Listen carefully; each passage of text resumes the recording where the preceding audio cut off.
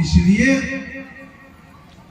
संसार रूपी सागर को पार करने के लिए, माया से बचने के लिए एक ही उपाय बताते हैं संत लोग। वो उपाय क्या है? ईश्वर भक्ति कीजिए। ईश्वर भक्ति करके, ईश्वर रूपी भक्ति रूपी नौका पर चढ़ करके ही आप इस भवजाल से, भवसागर से बच सकते हैं। दूसरा कोई उपाय नहीं है। मैं आप लोग सब इतना ही कहा। आपको जो आवाज लोग सुनेंगे। बोलिए श्री सदगुरु महाराज की।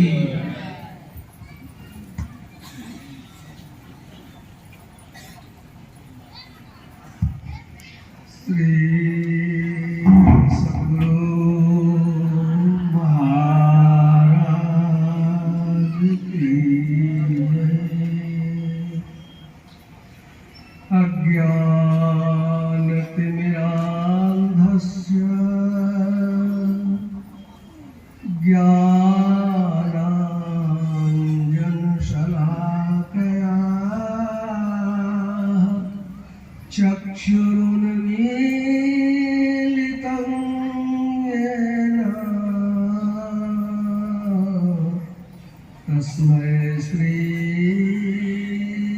गुरवे नमः। धन्य धन्य सद्गुरु सुखद, महिमा कही न जाए। जो कुछ कहूँ तुम्हारी कृपा, मोटे कछु न बसाए। श्री सद्गुरु महाराज की। एक बार साहस से हम लोग जरा जोर लगावे। बोलिए श्री सद्गुरु महाराज की। त्रय काल सतत स्मरणीय अनंत श्री विभूषित परमाराध्य श्री सद्गुरु महाराज के त्रैलोक पावन पाद पद्मों में कोटि नमन। मंचस्थ पूज्य बाबा, साधु समाज, धर्म प्रेमी सज्जन वृंद, साधक वृंद, धर्मशीला देवियों, हम लोगों का छठा दिन चल रहा है। अब एक दिन बचा हुआ है। हम लोग आज चर्चा सुन रहे हैं कि हम लोग परेशान कहाँ हैं? माया में परेशान है। सत्संग योग के मंडल ब्राह्मणों की सब में आया। यह भवसागर कैसा है? निद्रा भय सरीसृपंग। सरीसृप कहते हैं बोचा, अजगर। निगल जाता है तो होश ही नहीं रहता है। और नींद है ना, वही बोचा है। नींद में होश रहता है। भयभीत होते हैं तो उसमें भी होश नहीं रहता है। निद्रा और भय, माया रूपी जल में हम लोग जो है नींद में चितागोश में जाते हैं तो मुर्दय हो जाते हैं। निद्रा भय सरीसृपं हिंसादि तरंगम। सुने आप लहर के बारे में? जगन्नाथपुरी लोग लहर लेने जाते हैं। कई बांस ऊंचा उधर से पानी आता है और उसमें लोग खड़ा रहते हैं। ले जाता है दूर और कभी कभी ले जाता है भीतरों, कभी कभी मर भी जाता है। इसलिए दूरे लोग रहता है। नहर का पानी मुंह में जाता है, नून छा पानी पीने के लायक रहता नहीं है। तो ये लोग है लहर। लहर तो गंगा जी में छोटा छोटा लहर उठता है ना। वो नाव पर रहिएगा तो नाव को कभी ऊपर और कभी नीचे लगेगा। अब कल डूबा, अब डूबा। वैसे ही लोग के चक्कर में कभी सुतरा, कभी डूबे, कभी क्या हुआ, ठिकाना नहीं है। और घूरना होता है नदी में, समुद्र में। नदी में तो कुइया के बराबर घूरना छोटा छोटा होता है, लेकिन समुद्र में कई किलोमीटर का घूरना होता है। बड़का बड़का जहाज फंस जाता है तो घुमाते रहता कई किलोमीटर। तो तृष्णावर्तन, ये तृष्णा और सुना बाबा साहब ने 10, 20, 50 हो गया, धरती का राज हो गया, पृथ्वी पाताल हो गया, इंद्रलोक मिल गया, तब भी मन भरता नहीं है। वो तृष्णावर्तन का ये तो हुआ घूरना। और उसमें किचरो है, यहाँ नदी अगल बगल में है तो देखते होंगे उसमें लोग बोता है ना, तो वो लगता है कि सूखे हैं, अब पैर दीजिए तो चपचपा के चला जाएगा नीचे। लोग हंडी पेट के नीचे रख करके दीरा पर कलाई वगैरह छिड़ते हैं। सो कलाई देखा ना, पत्ता से जैसी छिमरी गए थे देखने के लिए, घुंघरू के जैसा छिमरी फरता खूब है। तो कोई खर्चा नहीं, जोतना नहीं है, चिट्ठा लगा दिया। ये दल का क्या है भवसागर में कहा, दार पंकज। दार माने होता है पत्नी, अब पत्नी के लिए पति। दोनों पति पत्नी पहले है 2 टांग, पत्नी हुआ तो 4 टांग, और बेटा हुआ तो 6 टांग। 2 टांग है तो जानवर, 2 टांग है तो आदमी है, और 4 टांग हो गया तो जानवर। अब लदनी शुरू हो गया, लदनी शुरू हो गया, एक ठो बेटा हो गया, 6 टांग हो गया तो मकरा जाल बुनिया। कहाँ तो पोता में पढ़ावेंगे बेटा को, कहाँ भेजेंगे पढ़ने के लिए, कैसे कमावेंगे, कितना दिन खाएगा। बेटा पोता पर पोता के लिए जमा शुरू कर देते हैं। 6 टांग मकरा, और हो गया 2 टांग, तब 8 टांग हो गया। 8 टांग किसको होता है? कोकरा। कोकरा कैसे मरता है? कोकरा का बच्चे कोकरा को नोच करके खा जाता है। वही हाल है ये संसार वार्धिक। इसको तरने के लिए सूक्ष्म मार्ग अवलंबी। सूक्ष्म रास्ता क्या है? तो बिंदु है, वो गुणानतिक्रम्य तारकम अवलोकेत, तारक ब्रह्म, वो दृष्टि साधन का विषय है। तो हम लोग थोड़ी चर्चा इधर ही सुनेंगे। एक बार पूज्य संत सेवी बाबा के पास थे बैठे हुए, बैठा संपादक बाबा थे, और वहीं पर चर्चा खुल गई। बाबा ने कहा एक तो चिट्ठी आई है बदायूं से, लड़की लिखी है चिट्ठी। वो लिखी थी पहले चिट्ठी, बाबा बहुत गुस्सा आता है उनको गुस्सा बहुत आता है। बाबा उसके यहाँ गए होंगे, जानते थे माइये है कि बेटी है, 2 तो घर में है, और गुस्सा होगा तो किससे लड़ेगी? माइये बेटी में ना। तो कुछ संत से भी बाबा ने चिट्ठी लिख दिया, मोबाइल का जमाना नहीं था, कि देखो जब तुमको गुस्सा आवे ना, जब तुमको गुस्सा आवे तो मुंह में पानी भर लेना। इसीलिए कहे कि मुंह में रहेगा पानी तो बोलबे नहीं करेगी, तो झगड़ा बढ़वे नहीं करेगा। और बैठ करके ध्यान करना। अब बाबा का आदेश है, बहुत श्रद्धालु बच्ची, वो 1 गिलास पानी पहले से रेडी रखे हुए है, कि यदि माँ बोलेगी कि गुस्सा चढ़ेगा तो माँ डांटना जैसे शुरू करती है कि दौड़ के जाती है गिलास के पास, गिलास से मुंह में पानी भर लेती है। बाबा का आदेश है, कैसे छोड़ेगी? अब माँ बकर बकर कर रही है, अब बेटी बौकी बनी हुई है, बोलिए नहीं फुटता है मुंह से, कितना बोलेगी? माइयों देखती है हमारा बेटी तो बौकिए हो गया तो कितना बोलेंगे। चुप लगा गई। कुछ देर के बाद भाइयों चुप हो गई। 1 दिन हुआ, 2 दिन हुआ, इस तरह से होते होते उसका भी स्वभाव बदल गया, गुस्सा होना छूट गया, और फिर दोनों जो है वो रहने लगे आराम से। तो चिट्ठी लिखी, बाबा आपने जो बनाए बताया कि गुस्सा आया ना तो दौड़ के गए, पानी पी लिए, अब बैठ करके ध्यान करने लगे। हम भाइयों बक बक करते चुप हो गई, अब नहीं करती है बक बक। उसका भी आदत ठीक हो गया। तो कितना दिन बकबक करेगी? देखती है बोटी हमरा बोकिए हो जाती है तो बोलिए क्या फायदा। ये जो है थोड़ा छोटा छोटा सा नुकसान है, बर्दाश्त करने की बात है, नहला परदाना नहीं। तो एक कथा है भगवान बुद्ध के, वो जातक कथा पहुंच में कि भगवान बुद्ध को एक गांव का लोगों ने कहा, बाबा अजगर ये सांप कितने को खा गया, आपकी बात मानता है सांप, जरा सा उसको कहा दीजिए। तो भगवान बुद्ध ने उस अजगर को कहा कि देखो काटो मत किसी को, ये जो है ना हत्या करना ठीक नहीं है। अब जो है वो अजगर ने छोड़ दिया, किसी को कुछ कहना। लड़का सब भूलिया सब कितना हल्ला करता देखबे करते हैं ना।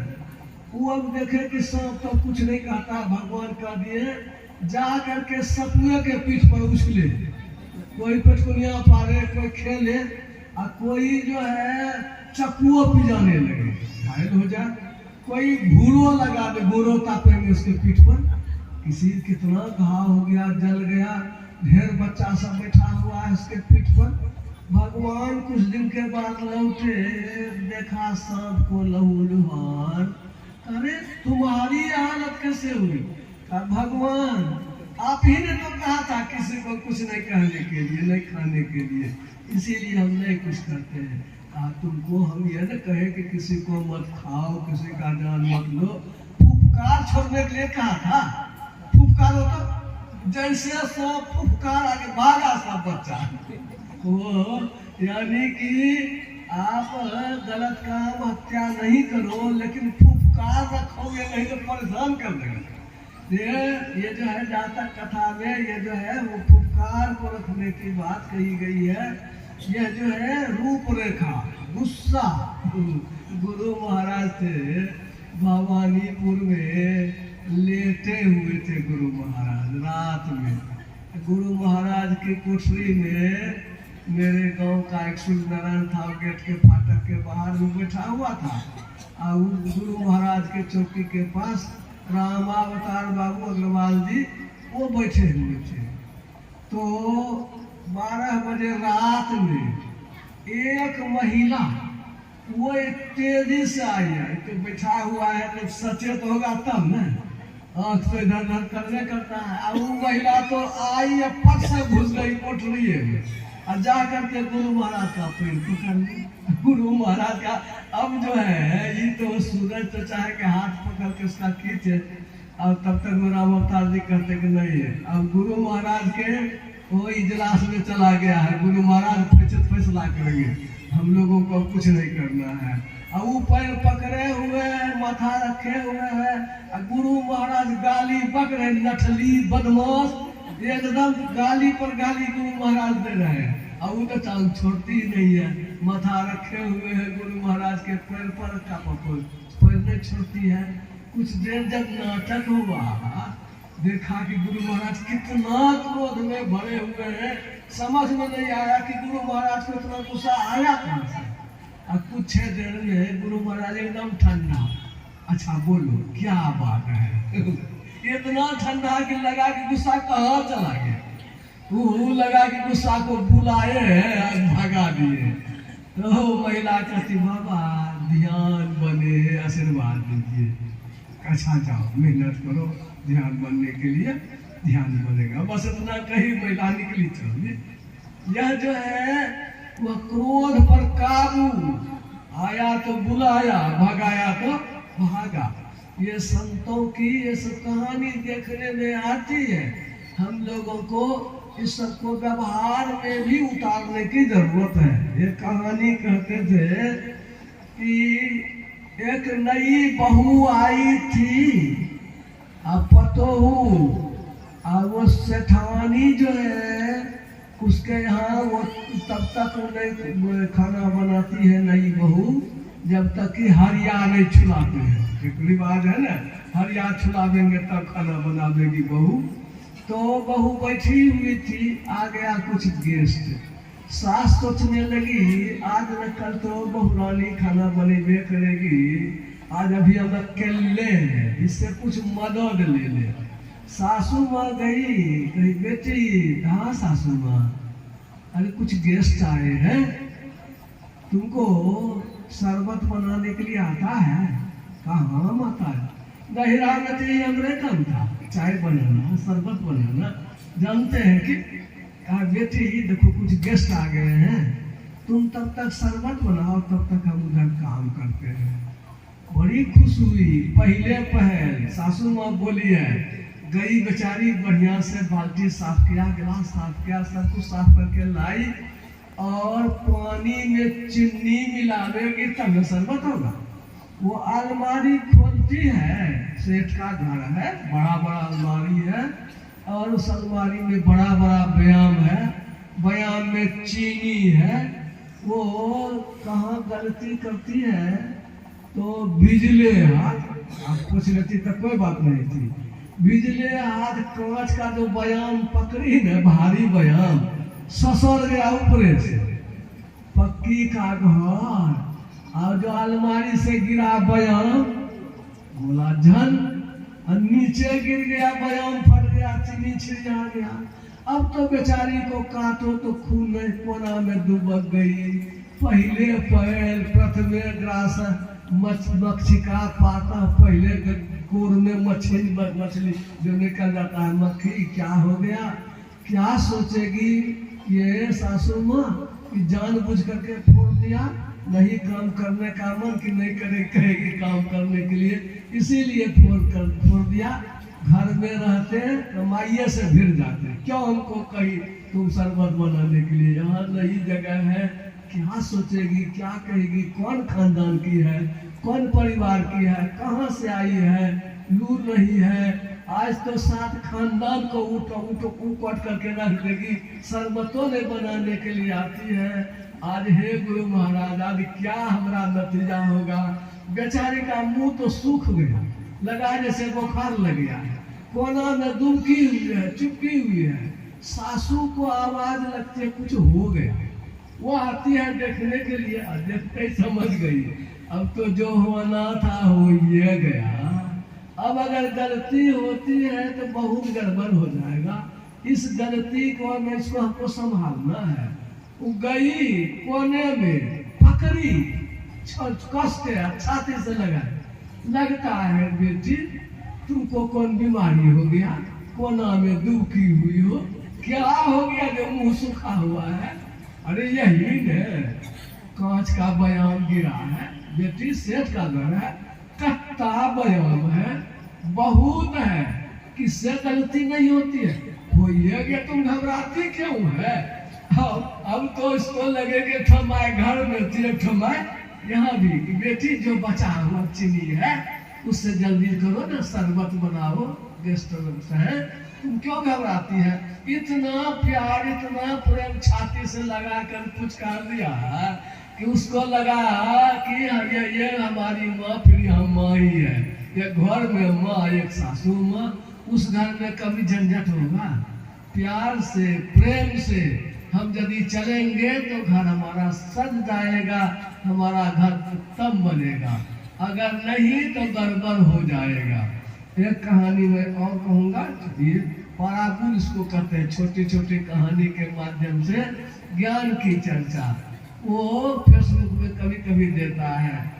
एक थी वो बुढ़िया सास, पुराने जमाने की, और उसकी पतोहू आई नए जमाने की, घुटना के नीचे जो नहीं फराक पहनता है, तो पसंद नहीं, सास को पसंद नहीं, कौन झरनी आ गई है घर में, ये तो वो ये तो रहने का पीने का ही क्या है, वो तो पूरी आगे आइयो देखे तो कहे कि बुढ़िया बहन हमको छोड़ेगी न, खाइए जाएगी। वो है डॉक्टर की बेटी, बाप को फोन करती है, पिताजी पिताजी, हाँ कौन घर में हमको भेजती है, बुढ़िया बहन हमको खाइए जाएगी। आप एक काम कीजिए तो क्या, पिताजी जौहर भेज दीजिए, बुढ़िया को खत्म कर देंगे। कहा लेकिन देखिए पिताजी, एक के रात में मरने वाला जहर नहीं दीजिएगा तो पुलिस पकड़ लेगी। ऐसा जहर दीजिए कि बुढ़िया घूल घूल करके 6 महीना में मरे। वो उसका बाप डॉक्टर है, कहा हो बेटी एकदम हम जहर भेजेंगे, जहर जो खूब बढ़िया जहर भेजेंगे, बढ़िया काम होगा। कहा लेकिन एक ठो काम है, मरेगी कैसे सो बताते हैं, जहर भेज देंगे, इसको जो खिलावेगी तो वो मरेगी कैसे सो सुन लो। जब वो सोने के लिए जाए बुढ़िया तो उसका टांग जो है उसके पैर में तुमको करवा तेल सुसुम लेकर के मालिश करना पड़ेगा। बेटी कहती मालिश करना पड़ेगा पिताजी। हाँ बेटी तब न मरेगी, न मर जाएगी न एकदम पक्का। कहा 6 महीना न करिए देंगे मालिश बुढ़िया का, मर जाना चाहिए। कहा ठीक है बेटी एकदम मरेगी।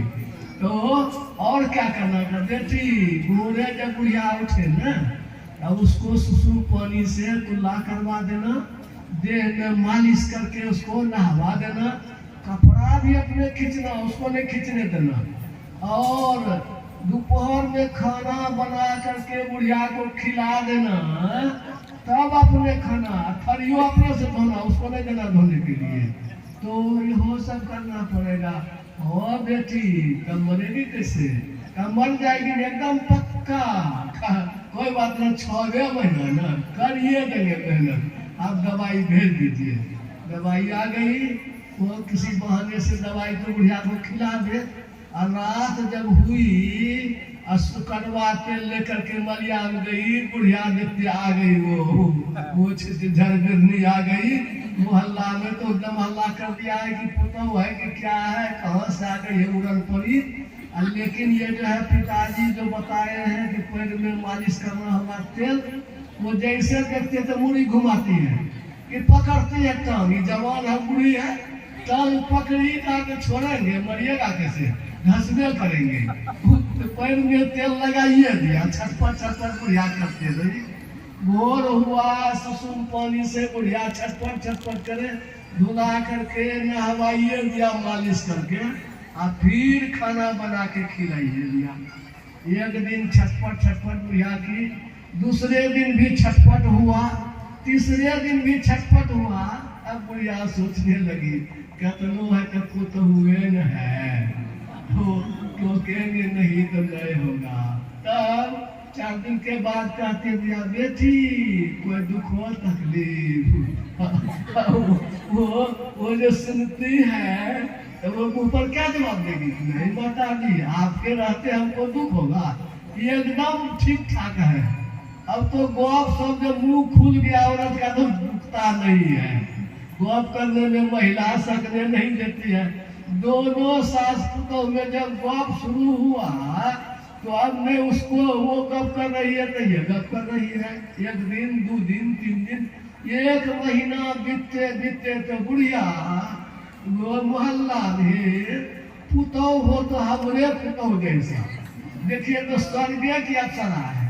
सोते हैं तो तेल मालिश करती है, भोरे जो है वो स्नान कराती है, मल करके भोजनों बनाती है, खिला देती, थरियों में धोने देती है। ये तो परिये आ गई है हमारे घर में, वो मोहल्ला घुमा दिया पूरा। हम लोग मोहल्ला में खूब हो गया कि बढ़िया पुतौ है। इधर ये इसको मन नहीं लग रहा है तो पिताजी का पिताजी क्या हुआ बेटी, ये 1.5 महीना अभी बीता है। हाँ पिताजी 1.5 महीना हो गया, लेकिन 1.5 महीना में बुढ़िया जुग जिए पिताजी। क्या हुआ, कहा पिताजी बिना बुढ़िया के तो हमको मने नहीं लगता है, जुग जिए बुढ़िया। तब तो हो गया ना, तो कहा ठीक है, लेकिन एक बात पिताजी से किया, जुग जिए बुढ़िया, और वो जो जौहर खिलाए हैं तो मरिए जाएंगे न। कहा कि बेटी घबराओ नहीं, वो जौहर नहीं था, चीनी का गोली था।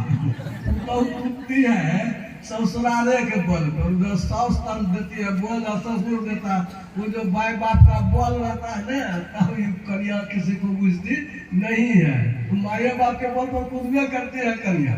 और यहाँ जब माई कहा बेटी सत्संगी न हम लोग हैं, तुमको प्रेम पैदा करने के लिए हम यह तरीका बताया कि सास की सेवा करने से खुश होगी, सास मेरी गौरी, ससुर महादेवा, पति का परमेश्वर बनेगे, मंदिरवा का कर देंगे।